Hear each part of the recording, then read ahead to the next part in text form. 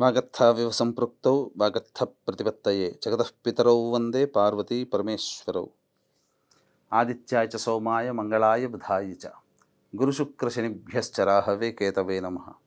శృంగేరి జగద్గురు పీఠాధిపతులకి, కంచి పీఠాధిపతులకి నమస్కారములు తెలియజేసుకుంటూ కార్యక్రమాన్ని ప్రారంభిద్దాం.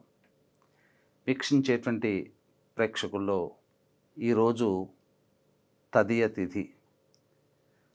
ఈ తదియ తిథికి ప్రధానంగా ఒక గొప్పదైనటువంటి వ్రతం చేస్తారు ప్రతి తదియ తిథి రోజున కూడా.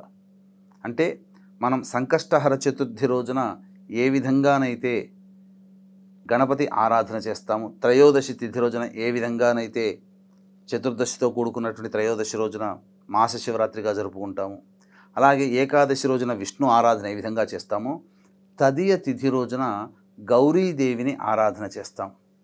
కాబట్టి వీక్షించేటువంటి ఏబిఎన్ ఆంధ్రజ్యోతి ప్రేక్షకుల్లో ఎంతోమంది తమ యొక్క మాంగళ్య బలం పెరగాలని చెప్పి ఆలోచన చేస్తుంటారు. అటువంటి వారు ఈ రోజున గౌరీదేవిని ఆరాధన చేయాలి. త్రిలోచన గౌరీ వ్రతం అని ఉంటుంది. ఆ త్రిలోచన గౌరీ వ్రతాన్ని ఈ రోజున ఆరాధన చేయాలి. అటువంటి గౌరీ యొక్క అనుగ్రహాన్ని పొందినటువంటి వ్యక్తులకి అన్ని విధాలుగా అన్ని విషయాలలో విజయాన్ని పొందుతారు. అంటే వాళ్ళు ఏ పని అనుకున్నా, ఏ సంకల్పం అనుకున్నా ఆ సంకల్పంలో విజయాన్ని పొందుతారు. అయితే ఈ రోజున సోదరి తదియగా మనకు ఈ ప్రపంచ ప్రఖ్యాతము గాంచినటువంటిది పర్వములు. కిందటి రోజున భాతృ విదయగా మనం జరుపుకుంటే ఈ రోజున సోదరి తృతీయగా మనం కార్యక్రమాన్ని జరుపుకోవాలి. నిన్నటి రోజున సోదరి ఇంటికి వెళ్ళినటువంటి సోదరుడు ఏ విధంగానైతే తనకిష్టమైన వంటకాలని సోదరి ద్వారా చేసుకొని భుజించి తనివి తీరా ఆనందంగా ఇంటికి వస్తాడో, అదేవిధంగా ఈ తదియ రోజున ఆ సోదరిని తన ఇంటికి ఆహ్వానం చేయాలి. చేసి ఆమెని సంతోషపెట్టే విధంగా ఆమెకి ఇష్టమైనటువంటి చీర లేదా సారెలు ఇచ్చి పంపించాలి. వడిబియ్యం అని అంటారు కదా, వడిబియ్యాన్ని కూడా అమ్మాయిని అనగా పుట్టింట్లో పుట్టినటువంటి అమ్మాయిని ఇంటికి పిలిపించుకొని ఈ రోజున సారే గనక పెట్టి పంపించినట్లయితే సాక్షాత్తు మహాదేవిని ఆరాధన చేసిన ఫలితాన్ని మనం పొందుతాం. కాబట్టి ఈ రోజున ఆ యొక్క సోదరికి ఇష్టమైనటువంటి పనులు బహుమతుల రూపంలో కానీ ఆనందాన్ని కలగజేయాలి. లేదా ఆమెకి అభయమిచ్చే విధంగా ఆమె ఏది అడిగితే అది నేను తీరుస్తాను అని చెప్పి వాగ్దానం చేయాలి. ఈ విధంగా ఆ సోదరుడు వాగ్దానం చేసి ఆ వాగ్దానాన్ని నెరవేర్చుకోవాలి, అండగా ఉండాలి.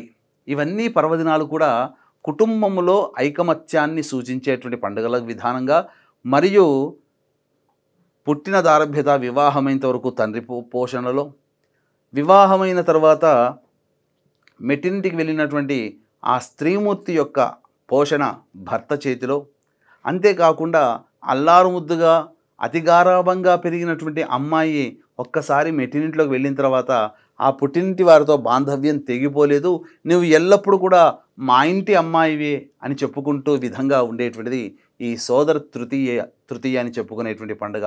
కాబట్టి తమ సోదరిని ఇంటికి ఆహ్వానం చేసి ఆమెకి ఇష్టమైనటువంటి పదార్థాలు వంటకాలు చేసి ఆమె నచ్చే విధంగా చీరలు సారలు ఇచ్చి పంపించాలి.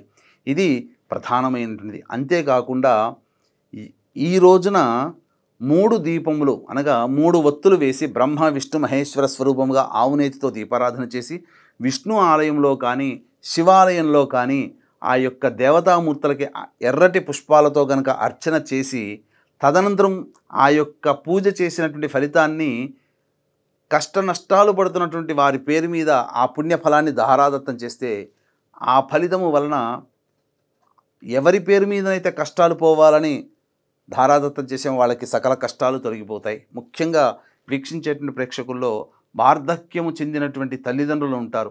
వారికి ఎటువంటి అనారోగ్యములు రాకుండా ఉండాలి అని కోరుకునే సంతానము ఖచ్చితంగా ఈరోజు విష్ణు ఆలయంలో కానీ శివాలయంలో కానీ ఎర్రటి పుష్పాలతో అర్చన చేసి ఆవునేతితో 3 ఒత్తులతో దీపారాధన చేసి ఆ వచ్చినటువంటి ఫలితాన్ని నా తల్లిదండ్రులకి వార్ధక్యంలో ఇబ్బందులు పడకూడదు అనే ఉద్దేశంతో ధారాదత్తం వాళ్ళకి తల్లిదండ్రులు కనుక చేసినట్లయితే వాళ్ళకి ఆ వయసు ప్రభావం వలన వచ్చేటువంటి కష్ట నష్టములన్నీ తొలగిపోతాయని చెప్పడంలో ఏమాత్రం సందేహం లేదు. మరుసటి రోజున మరొక విషయాన్ని గురించి ప్రస్తావించుకుందాం.